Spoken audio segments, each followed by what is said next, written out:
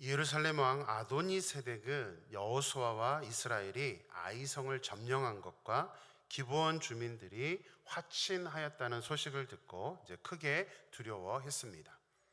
왜냐하면 기브온은 가나안 민족 가운데서도 왕이 있는 도성으로 큰 성이고 강한 민족이었기 때문입니다.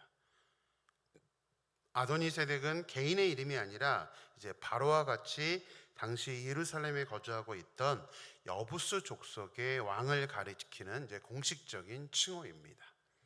근데 이 아도니세덱은 기본과 같이 이스라엘과 화친을 하거나 반대로 이스라엘을 공격할 생각은 하지 않고 오히려 헤브론, 야르뭇, 야비야, 에글론왕과 연합을 해서 기브온을 공격을 합니다. 기본이 약한 민족이 아닌데도 말입니다. 왜 아도니세덱이 기본을 공격했는지 성경은 이제 명확하게 설명을 하고 있지는 않습니다. 그러나 추측이 가능합니다. 아마도 기브온에게 배신감을 느꼈거나 아니면 앞으로 다른 가나안 족속도 배신을 할 수 있기 때문에 이스라엘을 공격하기 전에 먼저 기브온을 공격함으로 가나안 족속에게 경고를 주기 위한 것이 아닐까라고 생각이 됩니다. 또 한 가지 이유는 기브온은 가나안 중심부에 위치하고 있으면서 남북을 연결하는 이런 도로 요충지였기 때문에 기브온을 탈환함으로 이스라엘이 쉽게 다른 가나안 지역을 정복하지 못하게 하려는 의도라고 생각이 됩니다. 자, 예루살렘 왕 아도니세덱은 아모리 족속의 다섯 왕에게 내게로 올라와 나를 도우라라고 말을 합니다. 자, 올라오라는 이 말은 예루살렘이 다른 성들보다 높은 지역에 위치하고 있기 때문에 이렇게 표현을 한 것이기도 하지만, 자, 히브리어 표현으로는 이게 올라오라 부탁이 아니라 아주 강한 명령어입니다. 여부스 족속은 다른 가나안 족속보다도 강하고 위에 있었습니다. 아마 가장 강한 민족이라고 생각되는데요. 그래서 이스라엘은 사사시대까지도 여부스 족속을 쫓아내지 못했습니다. 다윗이 왕이 되어서야 이 사사시대 이후로 400여 년이 지난 후에서야 예루살렘에서 이제 쫓아내었을 정도로 여부스 족속은 굉장히 강한 민족이었습니다. 기브온을 공격해야 하는 당위성도 있었지만 이 아도니세덱에게 예루살렘의 힘이 너무 컸기 때문에 아모리 족속의 다섯 왕들도 반대하지 못하고 연합군을 형성해서 기브온을 함께 공격했던 것입니다. 기브온은 이스라엘과 화친을 한 상태였기 때문에 여호수아에게 도움을 요청합니다. 사실 기브온이 연합군에게 공격을 당해 전멸을 당하게 되면 이스라엘의 입장에서는 자신들을 속여서 화친을 한 대가로 하나님의 명령을 지키지 못했던 것을 단번에 해결할 수도 있는 절호의 기회였습니다.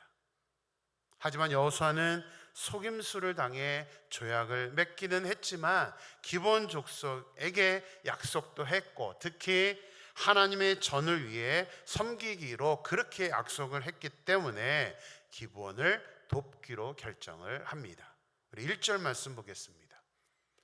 그때 여호수아가 아이를 빼앗아 진멸하되 여리고와 그 왕에게 행한 것 같이 아이와 그 왕에게 행한 것 또한 기브온 주민이 이스라엘과 화친하여 그 중에 있다 함을 예루살렘 왕 아도니세덱이 듣고, 자, 그때에라는 것은 여호수아가 모든 군사와 용사와 더불어서 길갈에서 올라간 그때에라는 것입니다. 하나님은 그렇게 돕기로 결정한 그때에 여호수아에게 나타나서 가나안 연합군을 이스라엘 손에 넘겨줄 테니 그들을 두려워하지 말라고 말씀해 주십니다. 이스라엘 백성들이 기브온 족속을 위해서 전쟁에 참전한 것을 기쁘게 여기셨던 것입니다. 사람들은 보통 나에게 유익이 되는 일에는 적극적이지만 손해가 되는 일에는 선뜻 나서려고 하지 않습니다. 나를 위해서도 그렇지만 다른 사람들의 일에 있어서는 더더욱 손해가 되는 일은 하려고 하지 않습니다. 그런데 신앙인으로서 우리는 전혀 달라야 합니다. 나의 유익과 손해를 우리가 행동해야 되는 기준으로 선택해서는 안 됩니다. 중요한 것은 무엇이죠? 무엇을 선택의 기준으로 삼아야 됩니까? 오늘 설교 제목입니다. 하나님께서 기뻐하시느냐, 기뻐하시지 않느냐가 우리의 기준이 되어야 되는 것입니다. 내가 기준이 아니라 하나님의 뜻이 우리가 선택해야 되는 기준이 되어야 된다는 것이죠. 여호수아와 이스라엘 백성들이 약속을 지키기 위해, 그것도 하나님의 이름으로 약속을 한 것이기 때문에 그게 하나님의 뜻이라고 생각해서 자신들이 손해와 위험을 감수하고 기분을 도우려고 행동으로 옮기자, 그때에 하나님께서 그 모습을 기뻐하셔서 여호수아에게 나타나셔서 그 전쟁에 함께 하셨다는 것을 우리는 반드시 기억해야 합니다. 결국 하나님의 약속대로 이스라엘은 가나안 연합군을 상대로 놀라운 기적으로 승리를 하게 됩니다. 오히려 그 승리를 통해서 하나님의 사명을 이뤄나가는데 더 가까워졌고 더 쉽게 갈 수가 있었던 것이죠. 우리도 이익과 손해를 기준으로 삼지 않고 하나님이 기뻐하시는 일이라면 조금 어렵고 조금 손해가 될지라도 우리가 그 일을 선택함으로 말미암아 하나님이 우리와 함께 하심을 경험하며 하나님의 기쁨이 될 수 있는 저와 여러분의 삶이 되기를 주님의 이름으로 축원합니다. 자, 여호수아는 이제 군사를 이끌고 그때 길갈에 있었을 때인데 이제 기브온을 돕기 위해 올라가게 됩니다. 성경 표현은 이제 이 기브온 족속이 있는 땅까지 올라갔다고 하는데 이유가 있습니다. 길갈에서 기브온까지는 대략 35km 정도 떨어져 있습니다. 근데 길갈은 평지이고 기브온은 산악지대에 있었기 때문에 이제 성경은 여호수아가 길갈에서 올라갔다라고 구체적으로 표현을 하는 것입니다. 우리 9절 말씀 볼까요? 그냥 단순히 올라가는 게 아닙니다. 여호수아가 길갈에서 밤새도록 올라가 갑자기 그들에게 이르니, 저는 이 표현이 되게 재밌게 느껴집니다. 성경은 밤새도록 올라가 갑자기 그들에게 이르렀다라고 표현을 하고 있습니다. 원래 하나님의 명령대로 진멸을 해야 하는데 속임을 당해 평화 조약을 맺은 기브온 족속을 돕기 위해 여호수아와 이스라엘 백성들이 어떻게 해요? 밤새도록 산길을 올라간 것입니다. 특히 갑자기 그들에게 이르렀다는 표현은 굉장히 우리에게 큰 도전과 충격을 줍니다. 갑자기라는 히브리어 단어는 피톰이라는 이제 단어인데 이 단어는 이제 군사 용어입니다. 군사적인 상황에서 기습 공격을 하다라는 단어입니다. 그래서 표준세 번역은 밤새도록 진군하여 기습 작전을 폈다라고 번역을 했습니다. 근데 개역 성경에서 기습 작전이라고 번역하지 않고 갑자기 일어났다라고 표현한 것은 표면적으로는 여호수아와 이스라엘 백성들이 기습 작전을 한 것이긴 하지만 결과적으로 가나안 연합군에게 있어서는 심판이, 전쟁이 갑자기 이루어졌다는 의미를 더 강조하기 위해서입니다. 그래서 영어 성경도 개역처럼 그렇게 번역을 많이 했습니다. 갑자기 그들에게 일어났다는 그런 표현대로 Joshua took them by surprise라고 했습니다. 놀랍게 갑자기 그들에게 임했다라고 번역을 했습니다. 생각해 보세요. 쉬지 않고 그 산악길을 얼마나 열심히 행군을 했는지 이 아도니세덱과 또 가나안 연합군이 놀랄 정도였다라는 것입니다. 당연히 아도니세덱이나 연합군들이 이스라엘 군이 굳이 참전할 이유가 없을 거라고 생각을 해서 아무런 대책과 준비도 하지 않았던 것입니다. 만약 도와준다고 하더라도 누가 다른 사람들을 위해서 밤새도록 행군을 할 거라고 생각을 했겠습니까? 그렇게 빨리 도착할 거라고는 아무런 예상도 하지 않았던 것입니다. 여호수아와 이스라엘 백성들의 모습은 지금 우리들에게도 큰 도전을 주고 있습니다. 잠도 자지 않고 밤새 산길을 따라 등산, 행군을 하면서 이스라엘 백성들이 갑자기 도착한 그 모습, 그들은 이스라엘 백성들의 입장에서는 자기 일도 아닌데 얼마나 힘들었겠습니까? 등산하는 게 쉬운 일이 아니잖아요. 그것도 전쟁을 하기 위해서 군복을 입고 등산한다는 것은 보통 일이 아닙니다. 비록 속아서 조약을 맺었지만 하나님이 진멸하라고 했던 것이 기본 족속인데 그렇게 굳이 열심히 도울 이유가 없지만 여호수아 이스라엘 백성들은 위급한 상황에 빠진 기본 족속을 가장 확실히 돕기 위해서는 자신들이 수고하고 희생하면서 빨리 이 기본 땅에 도착해서 기습작전을 펼치는 것이라고 생각했기 때문에 밤새도록 수고하고 애쓰면서 행군을 해서 이 전쟁에 참전을 했던 것입니다. 자신의 일도 아니지만 다른 사람들 위해서 돕기 위해서 자신이 힘든 것을 마다하지 않고 기브온을 도운 여호수아 이스라엘 백성들처럼 우리들도 다른 사람들이 놀랄 정도로 그렇게 도울 수 있는 저와 여러분의 삶이 되기를 주님의 이름으로 축원합니다. 자, 자신의 일도 아닌데 조약을 맺었다는 이유로 기브온을 돕기로 결정하고 대충 돕는 것이 아니라 밤새도록 산길로 행군해서 등산을 하면서 기브온에 도착한 이스라엘의 그런 모습을 하나님은 당연히 기쁘게 생각하셨습니다. 그래서 아도니세덱의 연합군과의 전쟁은 여리고 성과의 전쟁처럼 하나님께서 기적으로 함께 하셨습니다. 10절 말씀을 보겠습니다. 여호와께서 그들을 이스라엘 앞에서 패하게 하심으로 여호수아가 그들을 기브온에서 크게 살육하고 벳호른에 올라가는 비탈에서 추격하여 아세가와 막게대까지 이르니라. 이스라엘 군사들이 가나안 연합군을 공격한 것이 아닙니다. 하나님께서 그들을 이스라엘 앞에서 패하게 하셨습니다. 패하게 하셨다라고 번역된 히브리어 단어의 원래 뜻은 파괴하다라는 뜻도 있지만 전쟁에서 사용할 때는 전쟁 용어로는 교란시키다라는 단어입니다. 그래서 표준세 번역은 주께서 이스라엘 군대 앞에서 그들을 혼란에 빠지게 하시니라고 번역을 했고 영어 성경들 대부분이 이렇게 혼란에 빠지겠다라고 번역을 했습니다.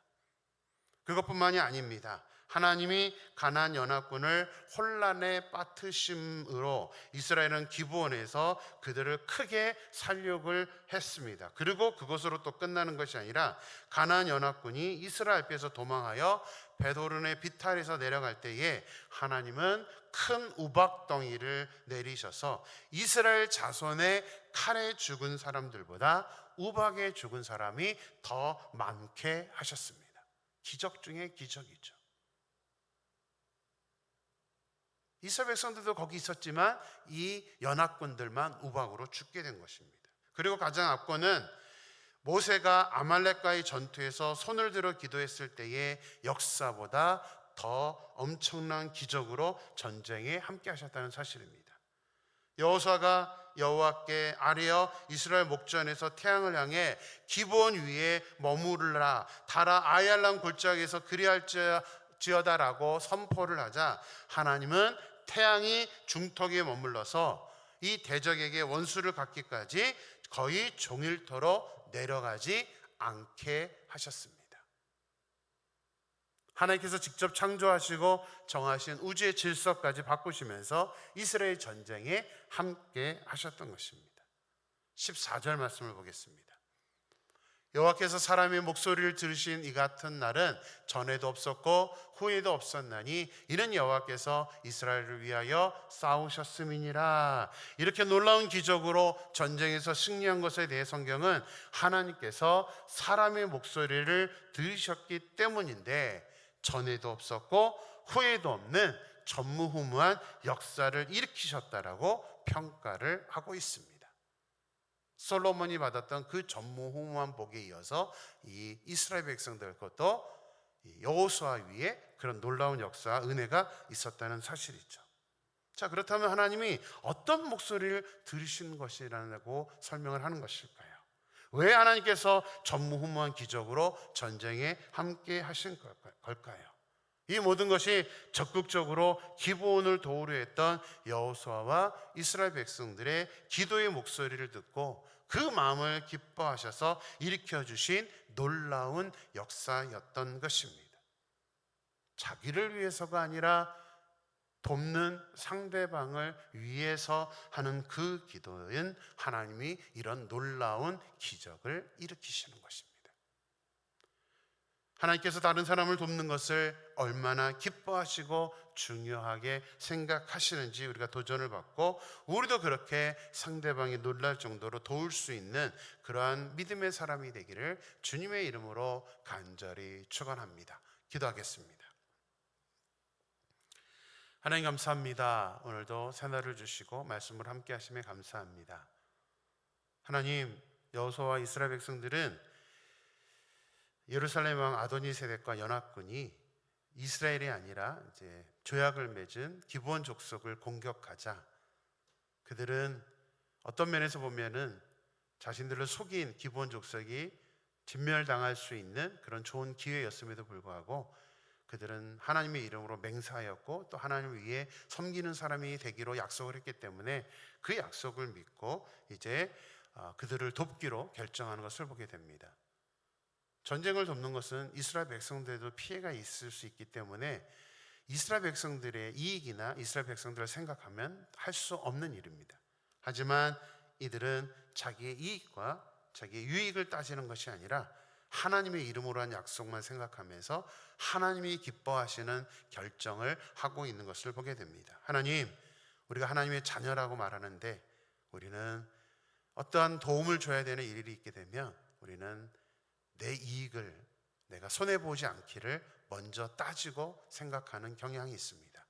그러나 하나님, 오늘 말씀을 통해서 하나님이 우리에게 원하는 것은 비록 손해가 날지라도 우리의 선택의 기준은 하나님께서 기뻐하시느냐 기뻐하지 않느냐라는 사실을 우리가 깨닫게 됩니다.